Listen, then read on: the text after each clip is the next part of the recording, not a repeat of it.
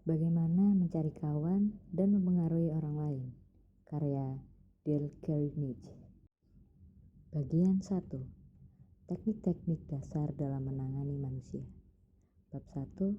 Kalau Anda ingin mengumpulkan madu, jangan tendang sarang lebahnya. Pada tanggal 7 Mei 1931, perburuan penjahat paling sensasional di kota New York yang pernah dikenal akhirnya sampai pada klimaksnya. Setelah berminggu-minggu pencarian, Crowley, si dua senjata, sang pembunuh, perampok bersenjata yang tidak merokok dan tidak minum minuman keras, berada dalam posisi bertahan, terjebak dalam apartemen kekasihnya di West End Avenue. 150 polisi dan detektif mengepung tempat persembunyiannya. Mereka membuat lubang-lubang di atap. Mereka berusaha memancing keluar Crowley, si pembunuh polisi, dengan gas air mata. Kemudian mereka menyiapkan senapan mesin di gedung-gedung di sekitarnya. Dan selama lebih dari 1 jam area pemukiman New York dipenuhi suara letusan senjata. Crowley merangkak di belakang kursi, membalas tembakan polisi tanpa henti. 10.000 orang tercekam menyaksikan pertempuran ini. Belum pernah kejadian seperti ini di pinggir jalan New York.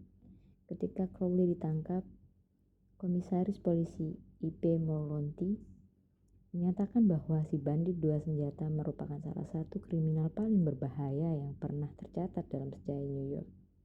Dia akan membunuh, ujar sang komisaris, hanya karena jatuhnya selai bulu. Tapi bagaimana Crowley, si dua senjata, memandang dirinya sendiri? Kita tahu, karena tatkala polisi memberondong apartemennya, dia menulis sepucuk surat yang ditujukan untuk mereka yang berkepentingan. Dan ketika dia menulis, darah mengalir dari lukanya, meninggalkan jejak merah di atas kertas. Dalam suratnya, Crowley berkata, "Di balik pakaian saya ada sebuah hati yang letih, tapi sebuah hati yang baik yang tidak tega melukai siapapun." Beberapa saat sebelum hal ini terjadi, Crowley baru saja mengadakan pesta kencan dengan pacarnya di pinggir kota Long Island. Tiba-tiba, seorang polisi muncul menghampiri mobil dan meminta, "Coba saya lihat surat mengemudi Anda." Tanpa berkata sepatah pun, Crowley menarik picu senjatanya dan menembak polisi itu hingga mandi darah. Tak kala polisi yang menjadi korban itu jatuh, Crowley melompat keluar mobil, merampas senjatanya, dan menembakkan seputar peluru lagi ke tubuh yang tak berdaya itu. Dan itulah si pembunuh yang berkata, "Di balik pakaian saya ada hati yang letih, tapi sebuah hati yang baik, hati yang tidak tega menyakiti siapapun." Crowley dihukum mati di kursi listrik. Begitu dia tiba di penjara, Sing apakah dia berkata, "Ini yang saya peroleh karena membunuh orang-orang?" Tidak, dia berkata, "Ini yang saya peroleh karena membela diri." Hal penting dari kisah ini adalah Crowley, si dua senjata, tidak menyalahkan dirinya sama sekali. Apakah itu sikap yang tidak biasa di antara para kriminal? Kalau Anda mengira begitu, dengarkanlah ini. Saya sudah melewatkan tahun-tahun dalam hidup saya, memberi orang-orang kesenangan, membantu mereka menikmati hidup, dan apa yang saya peroleh adalah perlakuan kejam, seperti orang yang diburu-buru. Itu yang diucapkan Al Capone. Ya, musuh masyarakat paling terkenal, pemimpin geng paling kejam yang pernah membantai Chicago. Capone tidak mengutuk dirinya. Dia sebenarnya menganggap dirinya sebagai dermawan yang tidak dihargai dan dimengerti secara keliru. Dan demikian pula hal dengan Dutch Schultz. Sebelum dia meringkuk terkena peluru bandit di New York, Dutch Schultz salah satu penjahat paling terkenal di New York, mengatakan dalam wawancara koran bahwa dia seorang dermawan publik, dan dia percaya itu. Saya pernah menyurat dengan Lewis Lewis, yang merupakan sipir penjara Sing Sing New York, yang terkenal selama bertahun-tahun, tentang masalah ini, dan dia menyatakan bahwa hanya sedikit dari kriminal Sing Sing menganggap diri mereka orang jahat. Mereka sama manusiawinya Anda dan saya. Jadi, mereka membuat rasionalisasi, mereka menerangkan, mereka bisa mengatakan kepada Anda mengapa mereka harus menembak dengan menarik picu senjata begitu gesit. Hampir semua dari mereka berusaha memberikan alasan, keliru atau logis untuk membenarkan tindakan-tindakan antisosial mereka, bahkan untuk diri mereka sendiri, karena dengan keras berpendapat bahwa mereka sama sekali tidak patut dipenjara. Kalau Al Capone, Crowley si dua senjata, Dutch dan para wanita dan pria putus asa di balik dinding penjara itu tidak menyalahkan diri mereka sama sekali. Bagaimana halnya dengan orang-orang dengan siapa Anda dan saya berhubungan? John Wanamaker, pendiri toko-toko Amerika yang memakai namanya, pernah mengakui, "Saya sudah belajar 30 tahun yang lalu bahwa sungguh bodoh untuk memarahi orang lain. Saya sudah mempunyai cukup masalah dalam mengatasi keterbatasan saya sendiri, tanpa mempedulikan fakta bahwa Tuhan tidak membagikan secara merata kemampuan intelijensi seseorang." Wanamaker mendapat pelajaran ini dengan cepat, tapi saya sendiri harus membuat kesalahan besar di dunia yang sudah tua ini. Selama sepertiga abad sebelum saya sadar bahwa 99 kali dari 100 orang tidak mengkritik dirinya sendiri sama sekali, tidak peduli betapa salahnya apa yang sudah dilakukannya. Kritik adalah hal yang sia-sia karena menempatkan seseorang dalam posisi defensif dan biasanya membuat orang itu berusaha mempertahankan dirinya. Kritik itu berbahaya karena melukai rasa kebanggaan seseorang, melukai perasaan pentingnya dan membangkitkan rasa benci. B.F. Skinner, seorang psikolog terkenal di dunia, membuktikan lewat pengalaman-pengalamannya bahwa seekor binatang yang diberi hadiah karena tingkah laku yang baik akan belajar jauh lebih cepat dan menyimpan apa yang dipelajarinya dengan jauh lebih efektif dibandingkan dengan seekor binatang yang dihukum karena bertingkah laku buruk. Studi-studi berikutnya menunjukkan bahwa hal yang sama juga berlaku pada manusia. Dengan mengkritik, kita tidak membuat perubahan yang langgeng dan seringkali malah menimbulkan rasa benci. Hans Selye, seorang psikolog besar lainnya, berkata, "Kehausan kita akan persetujuan sama besarnya dengan ketakutan kita terhadap kritik." Rasa benci yang ditimbulkan oleh kritik dapat menurunkan semangat kerja para pegawai, anggota keluarga, dan kawan-kawan, dan tetap tidak memperbaiki situasi yang sudah dikritik. George B. Johnston dari Enid, Oklahoma, seorang koordinator keamanan untuk sebuah perusahaan rekayasa, salah satu dari tanggung jawabnya adalah memastikan bahwa para pekerja harus memakai topi pengaman pada saat mereka berada di tempat kerja lapangan. Dia akan melapor kalau dia melihat ada pekerja yang tidak mengenakan topi pengaman, menyampaikan secara panjang lebar peraturan yang harus mereka patuhi. Hasilnya, dia mendapat penerimaan yang tidak simpatik dari mereka yang merasa kesal. Dan seringkali setelah dia pergi, para pekerja itu akan meninggalkan topi mereka. Dia memutuskan untuk mencoba pendekatan yang berbeda. Saat berikutnya, bila dia menemukan pekerja yang tidak memakai topi pengaman, dia bertanya, apakah topi itu tidak nyaman dipakai atau cukup pas untuk mereka. Kemudian dia mengingatkan para pekerja itu dengan nada menyenangkan bahwa topi itu dirancang untuk melindungi mereka dari kecelakaan dan menyarankan agar topi itu selalu digunakan di tempat kerja. Hasilnya adalah kesadaran untuk mematuhi peraturan tanpa rasa kesal dan benci.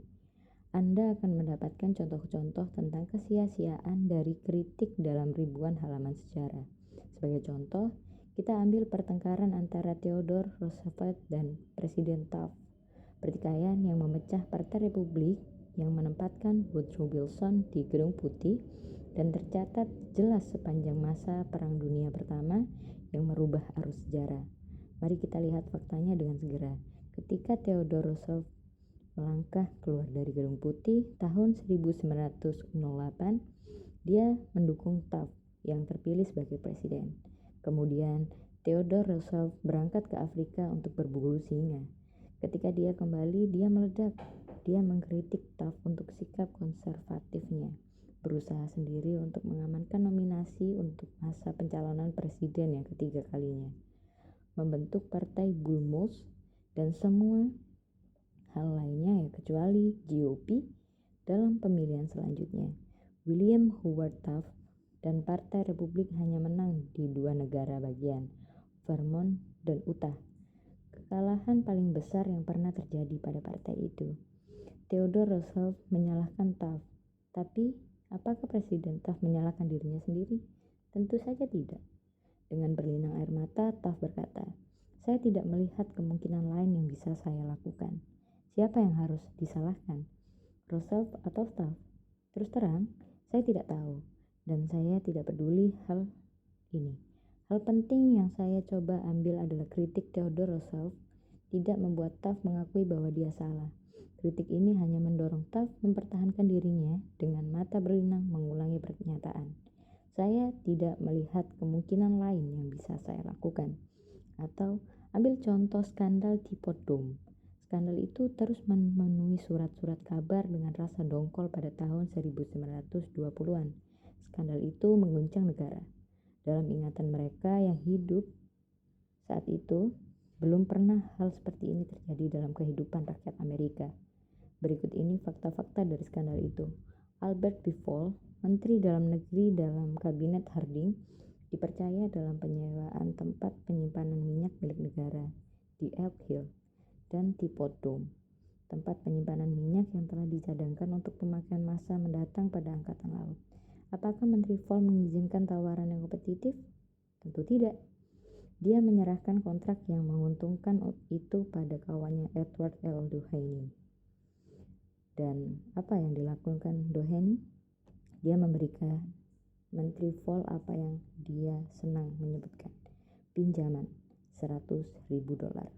Kemudian dengan angkuh Menteri Fall memerintahkan Angkatan Laut Amerika datang ke distrik itu untuk menyenyahkan para pesaing yang sumur-sumurnya menghisap minyak dari tempat penyimpanan Elk Hill. Para pesaing ini yang diusir dari tanah mereka di bawah ancaman senjata dan bayonet bergegas datang ke pengadilan dan membongkar skandal Teapot Dome ini.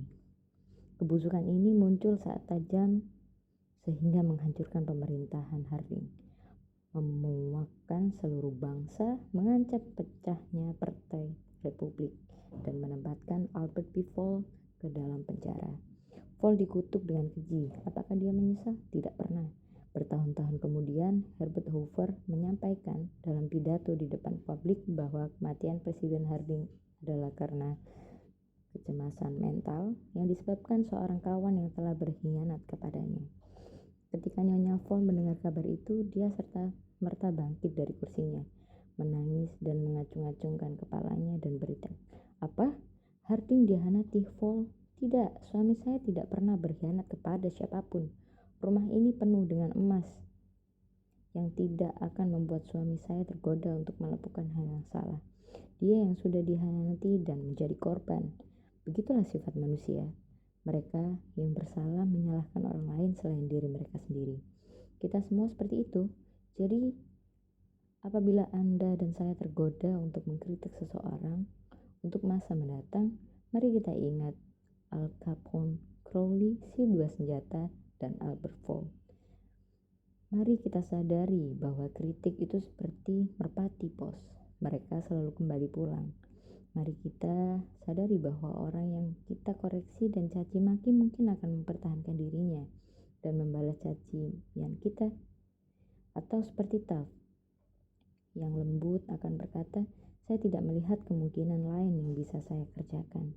Pada suatu pagi tanggal 15 April 1865, Abraham Lincoln terbaring sekarat di kamar sewaan murah yang berseberangan dengan jalan dari Teater Ford, di mana John Wilkes Booth telah menembaknya. Tubuh Lincoln sangat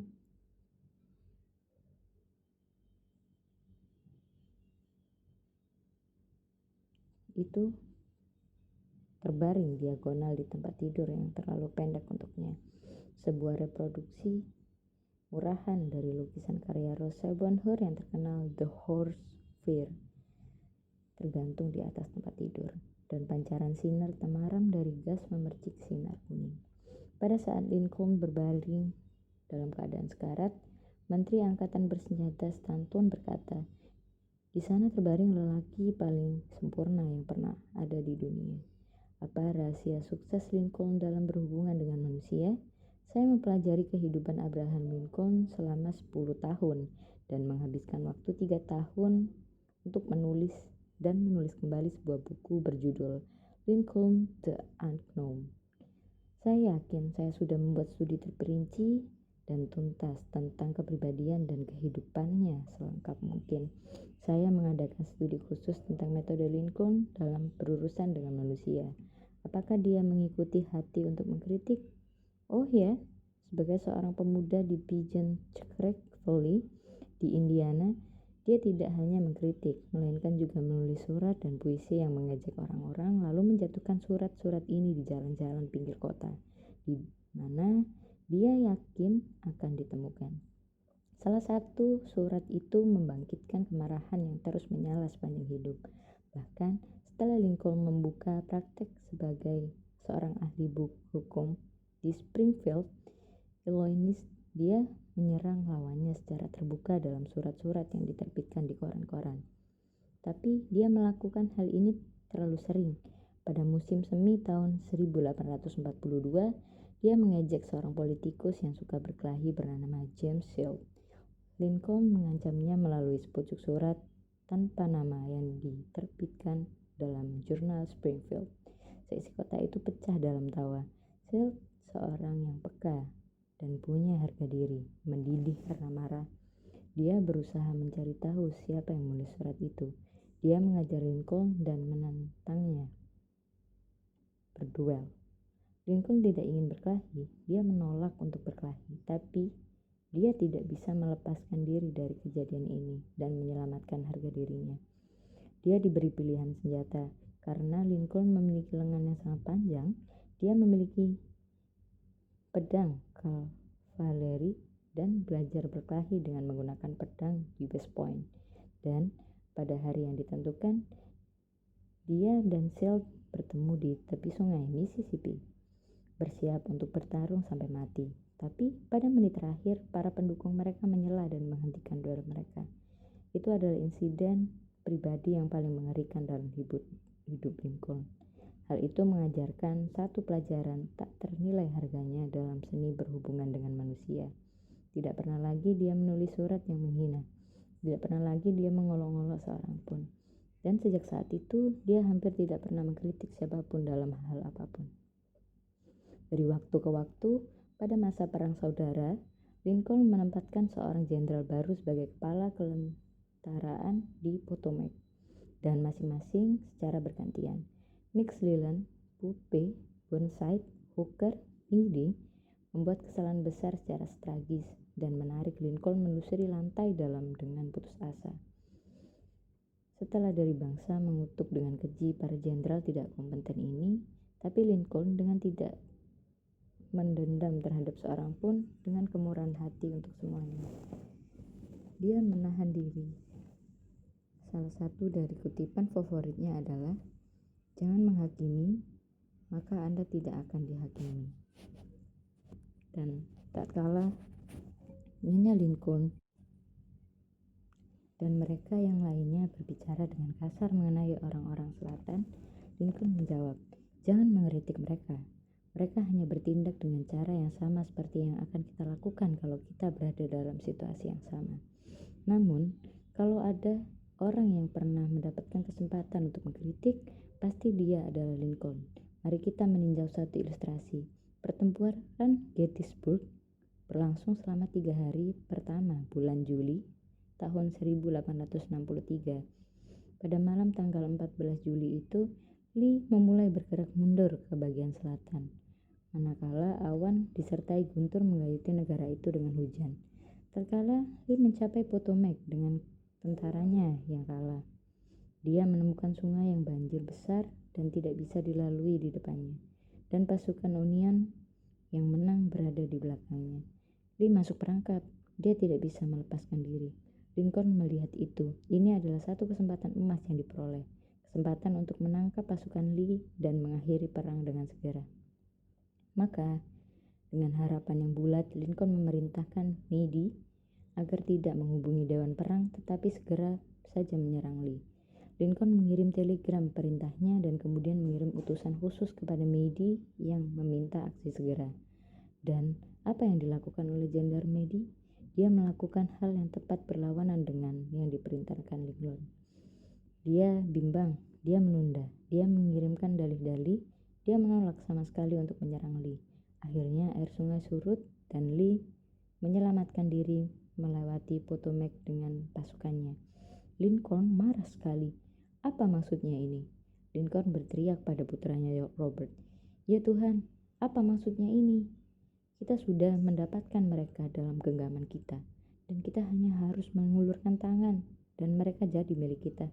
Namun, tak ada yang bisa saya katakan atau kerjakan untuk menggerakkan tentara.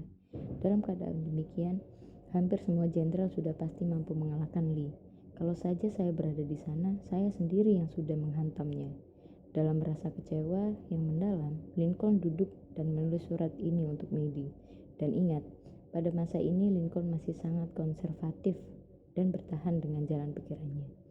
Jadi, surat yang datang dari Lincoln ini pada tahun 1863 sama dengan kemarahan paling ganas.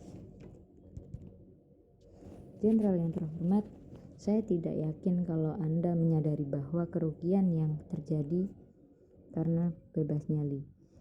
Dia sudah berada dalam genggaman kita, dan dengan mendapatkannya akan membawa kepada kesuksesan besar yang mengakhiri perang ini. Karena begini kejadiannya, perang sudah pasti akan diperpanjang. Kalau Anda tidak berhasil menggempur Lee Senin kemarin, bagaimana Anda mungkin berada di sebelah selatan sungai itu? Manakala Anda memperoleh sangat sedikit, tidak lebih dari 2/3 kekuatan yang Anda miliki saat itu. Akan tidak masuk akal untuk berharap, dan saya tidak berharap bahwa Anda bisa memberi pengaruh sekarang. Kesempatan emas Anda sudah lewat, dan saya sangat kecewa tak terhingga karena peristiwa ini. Apa yang Anda kira yang dikerjakan Meade ketika dia membaca surat ini? Meade tidak pernah melihat surat itu. Lincoln tidak pernah mengirimkannya. Surat itu ditemukan di antara kertas-kertasnya setelah dia wafat. Dugaan saya adalah, dan ini hanya sebuah terkaan, bahwa setelah menulis surat itu, Lincoln memandang keluar jendela dan berkata pada dirinya, "Tunggu dulu, mungkin saya tidak perlu terburu-buru. Sungguh mudah bagi saya yang duduk di sini dalam gedung putih yang tenang dan memerintahkan Meade untuk menyerang. Tapi kalau saya berada di sana, di Gettysburg, dan kalau saya telah melihat banjir darah sebanyak yang dilihat Meade selama minggu kemarin, dan kalau saja telinga saya mendengar teriakan-teriakan ngeri dari mereka yang terluka dan sekarat, mungkin saya juga tidak akan begitu bersemangat untuk menyerang mereka. Kalau saya mempunyai temperamen seperti Meade yang sabar, mungkin saya pun akan melakukan hal sama. Bagaimanapun, hal itu kini sudah menjadi terlanjur. Kalau saya mengirimkan surat ini, hal itu akan melegakan perasaan saya. Tapi itu akan membuat Meade berusaha mempertahankan dirinya. Hal itu akan membuatnya mengutuk saya, itu akan membangkitkan perasaan tidak enak, merusak semua semangatnya sebagai seorang panglima, dan mungkin memaksakan untuk mengundurkan diri dari ketenarannya. Jadi, seperti yang sudah saya katakan, Lincoln menyisihkan surat itu karena dia sudah belajar dari pengalaman pahit bahwa kritik yang pedas hampir seluruh berakhir dengan sia-sia. Theodore Roosevelt berkata bahwa ketika dia sebagai presiden dihadapkan dengan masalah besar, dia biasanya bersandar pada punggungnya dan memandang ke atas pada lukisan besar Lincoln yang digantung di atas mejanya di Gedung Putih. Lalu dia bertanya pada dirinya, apa yang akan dilakukan Lincoln kalau dia berada dalam posisi saya? Bagaimana dia akan memecahkan masalah ini? Mark Twain sekali-kali kehilangan rasa sabar dan menulis surat-surat yang tidak pernah dikirim sampai kertasnya berwarna coklat. Misalnya, Dia pernah menulis surat kepada seorang laki-laki yang telah membangkitkan kemarahannya. Hal yang pantas untuk Anda adalah izin pemakaman. Anda cukup hanya berbicara dan saya akan memastikan Anda memperolehnya. Pada kesempatan lain, dia menulis kepada seorang editor mengenai usaha seorang kolektor untuk memperbaiki ejaan dan tanda baca saya. Dia memerintahkan, mulai sekarang, buat tulisan itu sesuai draft copy saya dan pastikan si kolektor itu menyimpan sarannya dalam otaknya yang busuk. Penulisan surat itu yang menyakitkan ini membuat Mark Twain merasa lebih enak. Surat-surat itu memungkinkannya menyalurkan rasa panasnya, dan surat-surat tersebut tidak sungguh-sungguh merugikan siapapun, karena istri Mark secara rahasia mengambil kembali surat-surat itu dan tidak pernah dikirim. Anda kenal seorang yang Anda ingin agar berubah dan memperbaiki sikapnya? Bagus, hal itu boleh coba. Saya setuju dengan itu, tapi mengapa tidak mulai dengan diri Anda sendiri? Dipandang dari sudut diri sendiri, hal itu jauh lebih menguntungkan daripada berusaha memperbaiki orang lain. Ya, dan jauh lebih tidak berbahaya. Jangan mengeluh tentang salju di atap rumah tetangga, ujar Confucius, apabila serambi depan Anda sendiri tidak bersih. Ketika saya masih muda dan berusaha untuk memberi kesan pada orang lain, saya menulis sepucuk surat tolol kepada Richard Harding Davis, seorang penulis yang pernah menjadi bayangan besar dalam wawasan sastra Amerika. Saya sedang menyiapkan sebuah artikel tentang para penulis, dan saya minta Davis untuk menceritakan metode kerjanya. Beberapa minggu sebelumnya, saya sudah menerima surat dari seseorang dengan catatan di bagian bawahnya. Didikte, tapi tidak dibaca. Saya sangat terkesan. Saya merasa bahwa penulisnya pasti orang besar dan sibuk, juga orang penting. Saya sama sekali tidak sibuk, tapi saya sangat berhasrat memberi kesan baik pada Richard Harding Davis. Maka saya akhiri catatan pendek saya dengan kata-kata didiktekan tapi tidak dibaca. Dia tidak pernah bersusah payah untuk menjawab surat saya. Dia sekedar mengembalikannya kepada saya dengan catatan singkat di bawahnya. Sikap Anda yang buruk hanya dilampaui oleh sikap Anda yang buruk. Benar, saya sudah membuat kesalahan besar dan mungkin saya patut mendapat kritik ini. Namun sebagai manusia, saya menolaknya. Saya menolak dengan sakit hati sehingga ketika saya membaca tentang kematian Richard Harding Davis 10 tahun kemudian, satu-satunya pikiran yang masih menetap dalam benak saya malu mengakuinya, adalah rasa sakit hati yang dia berikan pada saya. Kalau Anda dan saya hanya ingin menimbulkan rasa benci pada masa mendatang yang mungkin akan bertahan selama beberapa dasawarsa dan menetap sampai mati, cobalah menuruti hati memberikan kritik yang tajam. Betapapun yakinnya kita bahwa tindakan kita benar. Tatkala kita berurusan dengan manusia, mari kita mengingat bahwa kita tidak berurusan dengan makhluk logika. Kita berurusan dengan makhluk penuh emosi, makhluk yang penuh dengan prasangka dan dimotivasi oleh rasa bangga dan sombong. Kritik pedas menyebabkan Thomas Hardy, salah satu novelis terbaik yang pernah ada dalam sejarah sastra Inggris, menolak selamanya untuk menulis fiksi. Kritik telah membuat Thomas Chatterton, penulis puisi terkenal Inggris, bunuh diri. Benjamin Franklin, yang tidak bijaksana dalam masa mudanya, menjadi sangat diplomatis, begitu mahir dalam menangani hubungan sesama manusia, sehingga dia dijadikan duta besar Amerika untuk Prancis. Rahasia suksesnya, saya tidak akan bicara hal buruk tentang seorang pun, jawabnya, dan hanya membicarakan hal yang baik tentang semua orang. Semua orang bodoh bisa mengkritik, mencerna, dan mengeluh, dan hampir semua orang bodoh melakukannya. Namun, perlu karakter dan kontrol diri untuk mengerti dan memberi maaf. Seorang yang berjiwa besar akan memperlihatkan kebesarannya, ujar Carlyle, dari cara dia memperlakukan orang kecil. Bob Hoover, seorang pilot penguji terkenal yang sering tampil dalam pertunjukan udara, kembali pulang ke rumahnya di Los Angeles dari sebuah pertunjukan udara di San Diego, seperti yang dijelaskan dalam majalah Flight Operation. Pada ketinggian 300 kaki di udara, kedua mesinnya mendadak berhenti. Dengan manuver yang sangat terampil, dia berhasil mendaratkan pesawatnya dengan selamat. Namun, pesawat itu rusak parah, meski tak seorang pun yang cedera. Tindakan Hoover yang pertama setelah pendaratan darurat itu adalah memeriksa bahan bakar pesawat, persis seperti yang dia curigai. Pesawat baling-baling Perang Dunia II yang telah diterbangkannya itu ternyata diberi bahan bakar untuk jet, bukannya bensin. Begitu kembali ke bandara, dia minta bertemu dengan mekanik yang telah merawat pesawatnya. Lelaki muda itu sakit karena rasa takut akan kesalahannya. Air mata bercucuran mengalir di wajah begitu Hoover datang mendekat. Dia baru saja hampir menyebabkan sebuah pesawat yang sangat mahal hancur dan nyaris menyebabkan 3 nyawa melayang. Anda bisa membayangkan kemarahan Hoover. Setiap orang tentunya berharap caci maki yang keluar dari lidah pilot tersebut atas kecerobohan seorang mekanik. Tapi Hoover tidak memarahi mekanik itu. Dia bahkan tidak mengkritiknya. Sebaliknya, dia memeluk bahu sang mekanik dan berkata, "Untuk menunjukkan pada Anda bahwa saya yakin Anda tidak pernah melakukannya lagi. Saya ingin Anda merawat F-51 saya besok." Seringkali orang tua tergoda untuk mengkritik anak-anak mereka. Anda mengharapkan saya berkata, "Jangan." Tapi saya bukan menghendaki kata itu. Saya sekedar hendak berkata, sebelum Anda mengkritik mereka, baca salah satu jurnal klasik Amerika. Ayah juga lupa. Sebenarnya itu mulanya muncul sebagai satu editorial dalam majalah People's Home Journal.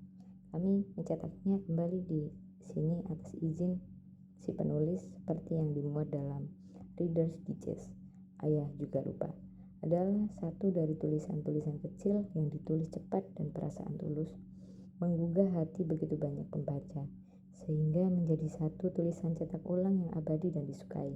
Sejak munculnya pertama kali, Ayah juga lupa telah diproduksi kembali. Tulis penulisnya W. Livingstone Learned dalam ratusan majalah dan dalam koran-koran di seluruh negeri. Artikel itu sudah dicetak ulang hampir dalam sebuah bahasa yang ada. Saya memberi izin untuk ribuan orang yang berharap membacanya dari sekolah gereja dan ruang kuliah.